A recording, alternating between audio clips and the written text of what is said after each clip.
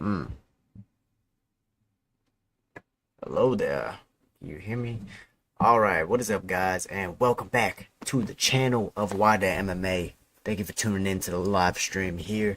I'm going to go ahead and post a recap afterwards as well, but I wanted to go live just so I can give you guys a couple of chances to maybe ask me some questions about UFC 298. I know this is a little bit late for a recap. I'm gonna try and do these a little bit sooner after the podcast. I just had a very busy weekend. Weekends are always very busy for me. That's when I record the podcast. That's when I go to competitions or am coaching my teammates for their fights and things like that. So weekends can get kind of busy, but I'm going to be trying to go live more often, as I've promised you guys, with more One Championship content, but also UFC content as well. However, today we're going to be talking about UFC 298. My God, what a fucking card. So before we get into it, go ahead and leave your questions here in the chat box, and I will try and get into them either in, like, if I find a place in between the recap to go ahead and answer them, I'll do that. But majority of the questions will probably be left for after. But go ahead and input those questions, and I'll definitely try and get to them as soon as I can. With that being said, let's go ahead and get right into the recap. Yeah. So I'm gonna go ahead and flip the screen for you guys, just so that y'all have a visual while I'm talking.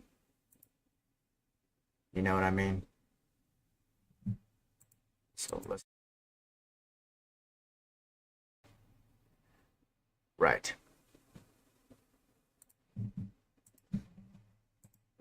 So getting into UFC 298, man, dude, you can't say it's unexpected, right? You can't say it's unexpected. You can't say you didn't think that this was possible. I mean, how many times is it gonna happen that we think someone's immortal and the fight game proves to us that they're not, right? Now, I watched the fight with a couple of people who were less experienced than me in watching the fight game, so my reaction was a little bit less enthusiastic, more just like what the just what the hell just happened, you know.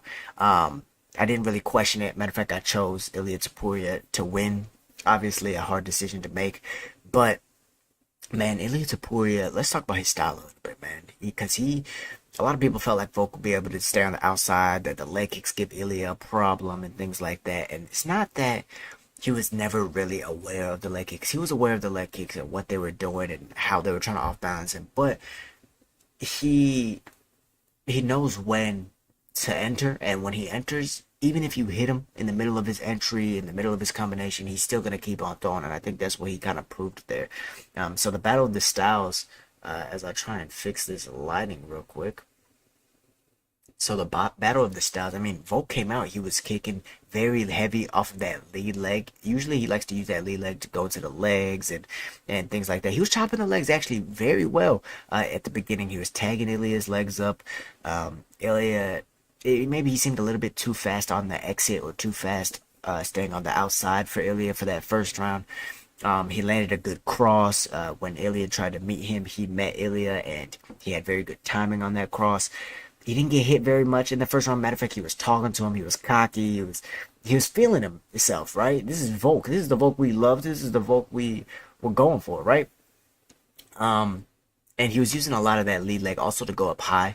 I don't know if I mentioned that already, but the reason he was doing that, and I might do an in-person breakdown. Let me know if y'all want me to do that.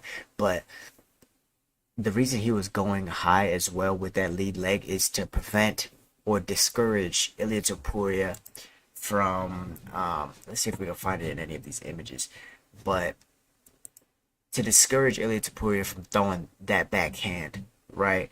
I can't find it, but anyways, the what we saw in that fight was the fact that Ilia was actually maybe a little bit more patient than the champion.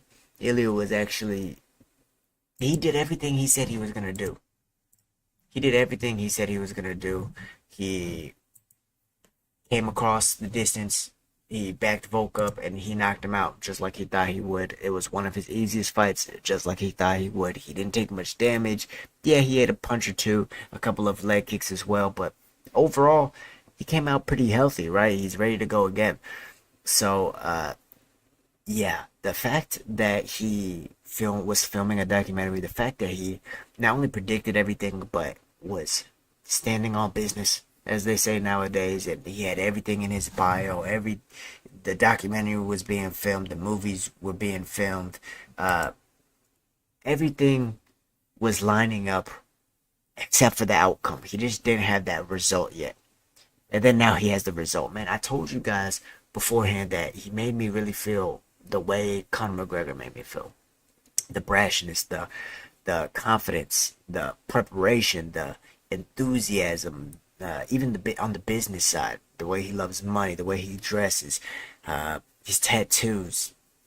It was very Conor-esque, and it was that this matchup between Volkanovski and Ilia. It was very reminiscent of Conor versus Aldo. There was the young lion, the one who's been on the streak, going against the older, a little bit more beat up champion. Um, One of the greatest of all times. And Ilia Topuria ended up finishing him, closing that distance, getting his back up against the cage, catching him right on the chin. It was terrible seeing Volk like that. But that's what happened. Right now, where do these two fighters go from here? Well, as far as Ilia, he says he has no real challengers right now. Some people are wanting to see Movsar Evloev, but Ilia kind of brought up a good point. Dude has zero finishes in all of his 8 UFC fights, and 4 of his 8 wins, while they're still wins, and a win is a win, have come by decision. All 8 of them have come by decision, and 4 of them have come by split decision. So he's barely been winning against a lot of these guys. Even Diego Lopez on short notice almost put him away, right? And so it was just saying, the only thing he said about Movsar was that he wanted to see him get a finish before he fights for the title. And I don't think that's very unreasonable. I think he handled that well. Um, but also talking about who fights who next, Alexander Volkanovski, where does he go from here?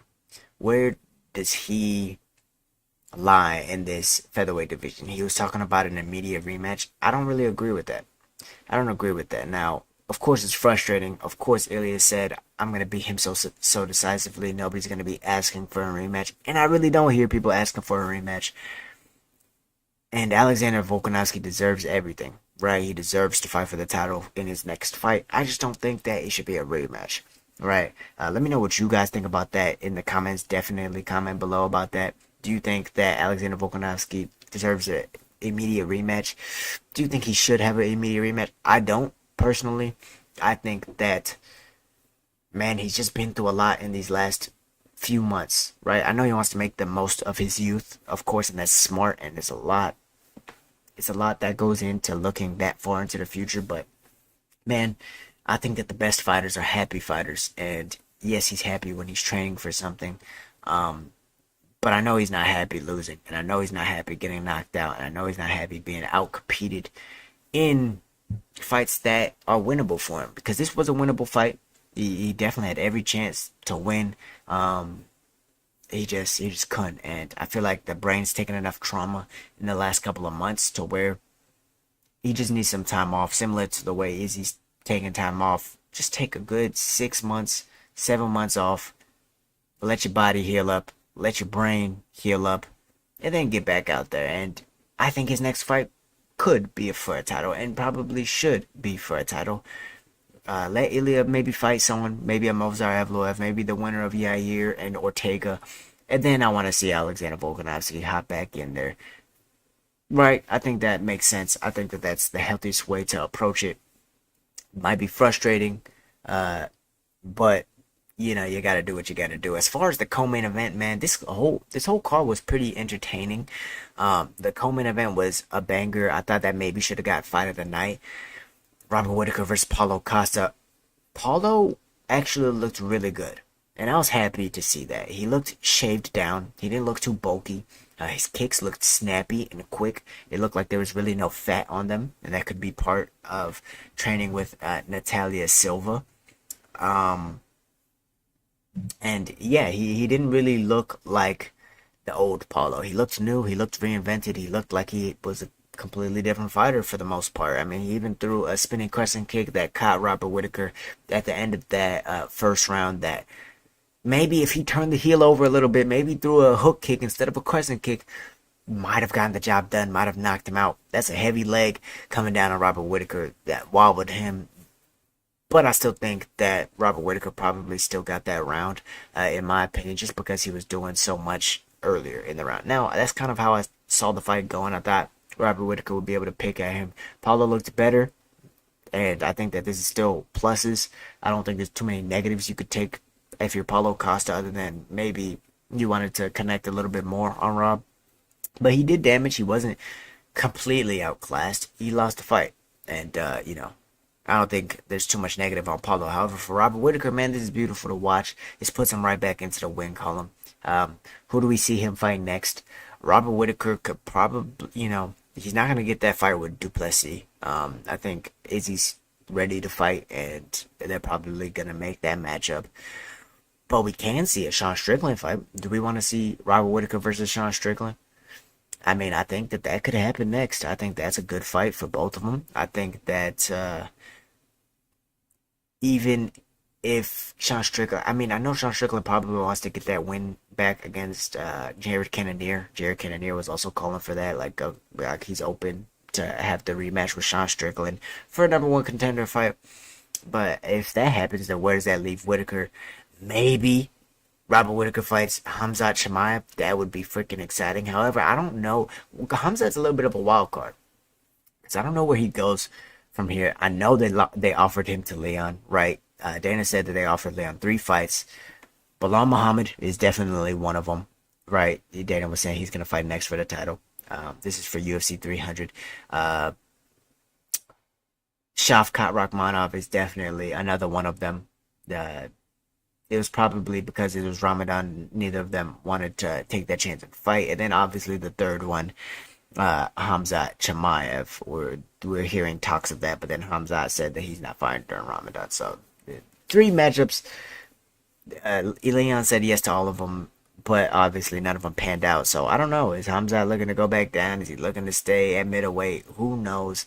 I don't think he's going to get the next title shot at middleweight. There's just too many people, too many contenders for him to undeservingly get that title shot and slip in there. I know he's been wanting a lot more money. I know he's been wanting to fight for a belt since he beat Gilbert Burns, but this is what missing weight does to you, man. You can't miss weight. You got to be a professional. If he would have made weight, fought Nate Diaz, and won, he would have been fighting for that title. But life just doesn't go like that, huh? So, what do y'all want to see from Robert Whitaker? Khamzat Chimaev, that sounds like a freaking exciting fight to me. That's probably the one I would make after that. Ian Gary, Jeff Neal. A lot of people were saying it was a little bit boring. I think it was just more of a technical match. Jeff Neal, he went in there and you could tell he was wanting to grapple a lot more. But it didn't seem like he had many takedowns off of the cage that he was actually trying. Like I never saw him once try and drop for a double leg. I know Ian Gary's tall, has long legs. It's hard to do that against a guy like Ian Gary, as tall as him. Um, he was very disciplined. This is a very disciplined approach from Ian Gary. He stayed on the outside. He never really compromised his position, not once. He never really tried to throw a long combination. He was just staying on the outside, sticking, moving. He didn't want to trade with Jeff Neal, and you can't say that that's a dumb decision, right? Maybe he lost some fans. Maybe people thought he was boring. So what, man? He got the win. That's all he cares about. As far as him almost crying at the press conference, that's a little bit questionable. Uh, it's a little bit funny. I mean, he's a grown man crying on a world stage because people don't agree with some of the things he does. But that's neither here nor there. I think that again, Ian Gary, he's very promising. If there's a fight that I want to see Ian Gary fight next, I don't want to see him against. I mean, Wonder Boy, that would be a fun fight. Shavkat would be a fun fight, but I think it's too early. I want to see them fight when there's like a belt on the line. By the way, guys, if you're just now tuning into the stream, go ahead and leave your questions right here in the comment box, and I'll try and get to that for the end, for the Q&A after the recap. But back into Ian Gary and who he fights next. Yeah, I want to see him against Wonderboy. That's a cool fight. But I also want to see him fight a guy like Colby Covington. Colby's trying to call out Wonder Boy as well. Um, but we've seen Wonder Boy fight that style. We know what is going to happen probably. Colby's probably going to be able to get it done if he doesn't get torched on the feet, right? But I want to see Colby against an actual young guy, a top contender, and I want to see him earn another title shot. I don't want to see him keep being given things. I felt like he was given that last one. To be honest, I thought it was in the courtroom that they made that decision to give him that title shot because beating a Jorge Masvidal off of 2 losses and a Robbie Lawler off of however many losses and a Tyron Woodley off of however many losses does not constitute a title shot. I don't care how many close fights you had with Usman. I don't care how many numbers you bring to the table. At the end of the day, Dana always has tried to stand on business saying that we want to see who the best is. Well, I want to see that Ian Gary matchup. Don't think Kobe's going to take that. I think Ian Gary would probably take that. It would also be him fighting a wrestler, which would be good to see if he can handle that before getting to that upper echelon of the welterweight division. But Jeff Neal was a good win for him. He showed he could technically break down a tough guy in Jeff Neal, and he got it done. Merab Dvalishvili versus Henry Cejudo. I'm so glad that Dana said that Merab's next for the title. I think there's a mixture of a couple things. And we're going to get into the fight, but I think that it's a mixture of a couple of things. I think the skits are helping. Merab's absolutely hilarious. I mean, if you haven't seen his Instagram, please go watch that because his skits, whoever told him to start doing skits, yeah, it's W Merab. W Merab, definitely. As far as what else led him to this title shot, just beating champion after champion. I mean, he beat Henry Cejudo, who was the double champ of the division. And this is an active Henry Cejudo. This is different from the Henry Cejudo, the Aljo fight. Active Henry Cejudo, former double champion. He beat Jose Aldo at altitude, former champion, of course. And he also beat Piotr Jan in dominant fashion, another former champion. I think that there's nobody really who deserves it more than him. Corey Sandhagen is a close second. I think Corey might now need another fight to get to the title contention.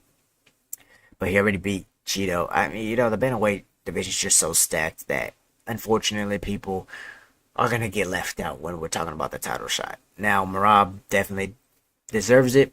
And I think that he has an easier time against Cheeto than against Sean. Y'all can argue that, but I have a pretty good distinction on why. However, the fight between him and Henry, man, Henry started out strong. He caught him, and I thought he made the right decision, being patient, not trying to blow his wad, trying to finish him. But he just could. After that, he just ended up getting behind, man. I don't know. I don't know what happened. I don't know if he started to gas. I don't know if he hurt his hand off of that punch. I know he hurt it later after Merab was kicking. He like threw a front kick and Cejudo kind of like elbow checked it, and I know that it created that hematoma. But I mean, if you look at the strikes, Merab had like triple the amount of strikes that he had. Like, look right here, Merab had 167 landed strikes. Henry Cejudo only had 54. Significant strikes as well, almost triple. He shot 11 takedowns, completed 5 takedowns against Henry Cejudo, and that was probably the most interesting part. Not the fact that he could take Henry down, but the styles of takedowns. And I actually wanna let me go ahead and flip this real quick because the style of takedown that he was using, it was that Georgian wrestling, and we haven't seen too many of it. We haven't seen too much of it. A lot of Georgian wrestling or Georgian judo takes place with a gi, but Georgia has a lot of good grappling arts. They're very diverse in the grappling, and we're seeing one evolution of that in Merab Dvalishvili, and you saw a lot of single leg trips. You saw a lot of cage wrestling and getting those body locks and things like that. Henry Cejudo, he landed a takedown as well. He was trying to land that inside trip. Merab was kind of ahead of him and aware of that. I just think that after Merab got stung, he was just ahead like he always does. You can't let Merab get ahead in the threshold, which is the endurance and the stamina. But you also can't let him get ahead on the scorecards because he's just gonna keep running you through these cycles of I'm gonna strike with you, now I'm gonna shoot, now we're gonna get into a wrestling scramble. But once we get back up, I'm gonna be striking with you again. And yeah, I think Henry made the right decision in retiring. Unfortunately, he didn't get the mic. I thought maybe he should have got the mic. He's double champion. I mean, I guess he kind of got his moment to retire, or maybe never should have retired in the first place. Do y'all think that he made the right decision to retire? I feel like if you're not loving it, man, if you don't love what you're doing, don't do it, right? Especially if you have that kind of money. So I didn't disagree with that decision to retire. Dana was obviously pissed. But yeah, what are you guys thinking about that? Now, as far as the next fight on the card, and I'll go ahead and flip this back for you guys. Anthony Hernandez versus Roman Kopylov. Hernandez surprised me, man, with how dominant he was. Now, Kopylov, he was landing a few good strikes. He had Hernandez's head popping back a little bit, but Hernandez, the way he was able to use the boxing into the wrestling, this is exactly the game plan he needed. This is the exact game plan that I didn't know if he would be able to pull off, if I'm being honest. If I'm being completely honest, man, I didn't know if he was going to be able to take down Kopylov, because Kopylov early on has good takedown defense, which we saw. And Hernandez, look at this. He actually shot 14 freaking takedowns, only got 3, attempted 2 submissions, and eventually choked him out. He was talking to the camera while choking him out. Very exciting. I believe he got a performance bonus, definitely deserved it. I mean, his jiu-jitsu is legit. He choked out Rodolfo Vieira and now Roman Kopylov. If you want an idea of his last few wins, I figured if he got Kopylov to the ground that he would be able to finish him, so I wasn't really surprised by that. Knocked out Edmund Shabazi and submitted Marc-Andre Barriault. Man, yeah, Fluffy Hernandez, man. He's a legit guy, and guess what? Kevin Holland beat him. Another reason why Kevin Holland definitely can be champion one day, in my opinion. I'm not sure where I just went, but let me get back to the pitch. All right. All right. Yeah, so Anthony Hernandez in middleweight, man. This wasn't a top 15 fight. Middleweight's more stacked than we think, and that we give it credit for. But yeah, as far as who he fights next, I'm not too sure. I'm not too sure. Let's go ahead and look at these middleweight rankings, huh?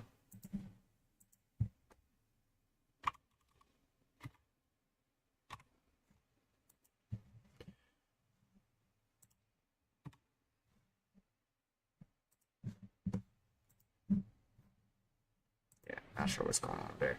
All right. So looking at these middleweight rankings, Anthony Hernandez is at 15. Interesting. So he's not gonna fight Cal Barello because they're just not gonna make that fight happen. Mm, Roman Dolidze. That's a very interesting fight. Roman just lost. Jack Hermanson just won, so he's probably gonna fight up. Roman Dolidze is probably gonna fight down. Paul Craig. That'd be a very interesting matchup. Although, god damn it, give Paul Craig a striker or something, man. Give him someone he can at least have an advantage over, right? Chris Curtis. I think that's also a good fight. You know, who's Brendan Allen gonna fight? Who's he gonna fight? I know he's looking upward, man, and there's not many. Paulo could be his next fight, Brendan Allen, but Paulo's getting paid what, $1 million per fight? Maybe. Is that actually real? Is he actually getting paid $1 million per fight, Paulo Costa? I heard that in the news. Let's see, UFC 298 payout. What he could be getting is, I know sometimes they actually negotiate fuck MMA junkie. We're gonna go with MMA fighting. I know that they actually do give some people pay-per-view points. Sorry about that, hitting the mic. I know they do give people pay-per-view points. So, if you are a star like Paulo Costa, you can start negotiating things like that. Uh-huh. Looking at how much everyone made. Okay, makes sense. Damn. Everyone's getting pretty good money, it seems like. That's good to see. That's good to see. Seems like the pay is slowly rising. But yeah, Anthony Hernandez, he's gonna have to have a top 15 fight. I want to see him fight up. He's a very exciting guy. Amanda Lemos versus Mackenzie Dern. I wasn't disappointed with Mackenzie. She was very tough. She almost quit in there.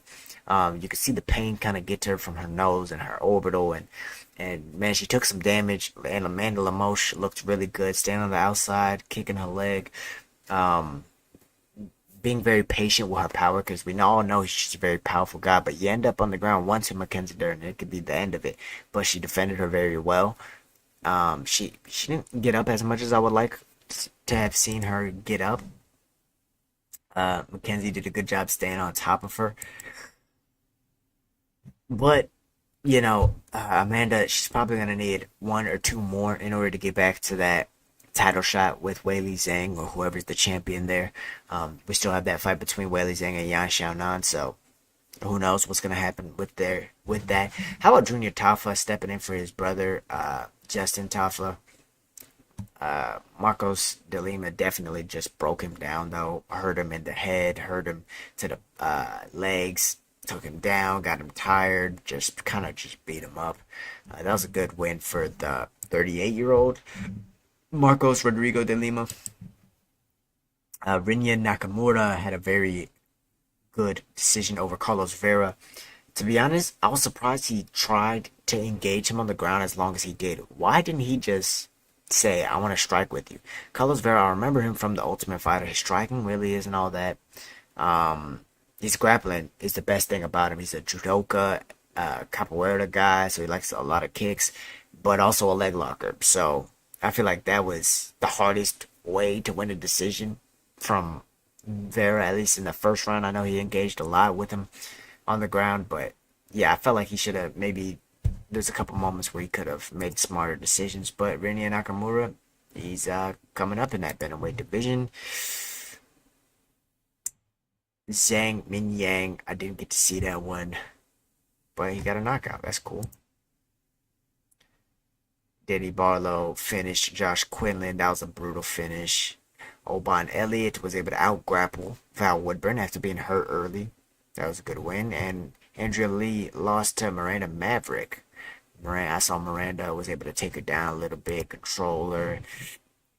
So that was cool. Man, yeah, I felt like the loser of this kind of gets cut. Andrea Lee is on what, like a 3-fight loss losing streak now? She lost to Natalia Silva, she lost to Macy Barber, and Viviana Evershow. Yep. Yep. She did submit Antonina Shevchenko. That's an okay win. And then she beat Cynthia Calvillo. That's a really good win in my opinion. But yeah, I don't know, man. Three fights. I felt like the loser of that was gonna get cut. But yeah, UFC 298. It was a good card.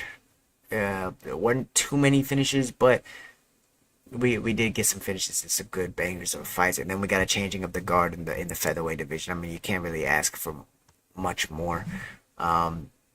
So, guys, if you have any questions, go ahead and say them now. Should Volk retire? From Adrian Lopez. Thank you, Adrian, for the question. Um, yeah, I appreciate that. Should Volk retire? Nah, I don't think he should, man. I really don't think he should. I don't think he's gonna tarnish his legacy by continuing fighting. Like, it's one thing if you're BJ Penn, right? It's one thing if you're BJ Penn, and if you want to know what I mean, let me go ahead and actually, BJ Penn. Let me show you guys what I mean. I mean, you gotta. There's losses. There's consecutive losses, but then there's also there's also context behind everything, right? If I go to the record, right? So BJ Penn, he moved up in weight, right? Fought guys like George St. Pierre and Sean Shirk, and he was a legend. Of course, he moved up in weight, fought George St. Pierre, lost. Uh, then he lost his belt to Frankie Edgar, right? Moved up, beat Matt Hughes, and he was kind of the same as Volkanovski in the fact that he was moving up and down in weight, right? Then he moved up in weight and he stopped wanting to cut weight. He moved up in weight less from ambition and more from laziness. So again, context, right? He lost to Nick Diaz, then he lost to Rory McDonald, who was a bigger welterweight. Then he went back down, lost to Frankie Edgar again, and at that point, I would have said maybe consider retiring because he had it all, he won it all, he had an excellent career, and then he had his three losses in a row. He got knocked out multiple times, and then he went down another division, and you're gonna keep going down in weight. Maybe that shows more motivation. But then after Yair Rodriguez knocked him out, maybe leave. The problem is he loved it too much, and I think that could be a problem with Alexander Volkanovski. Um, but yeah, again, going back to the context, one, he made a bag. So 750 just guaranteed, and then obviously millions in pay per view. So he made a bag. Um, he is very adamant on getting a rematch, and I do think, like I said earlier, that he could. There's a reasonable expectation that he'll fight for the title in his own next fight. Is he gonna is he necessarily gonna fight Ilia Topuria again? I don't know. I don't know. That's hard. It's hard to say just because Ilya beat him so handedly, right? But can he fight the loser of Yair Rodriguez, Brian Ortega? Yes. Can he fight the winner of Ilia Topuria, the now champion, and Ilia Topuria's next contender? Right? Can he fight next for the title? Because to be honest, I think he should take a break. I don't think he should retire, but I think he should take a break. He deserves a break. He, in my opinion, kind of needs a break. Um, but yeah, that's kind of what I think about Alexander Volkanovski. Guys, don't forget to leave a like on the live stream. Yeah, I appreciate it. It helps out the stream a lot, and it keeps me wanting to do these things. You know what I mean? Do we have any more questions regarding? I'm gonna stay on a little bit longer just to go ahead and answer any questions that you guys might.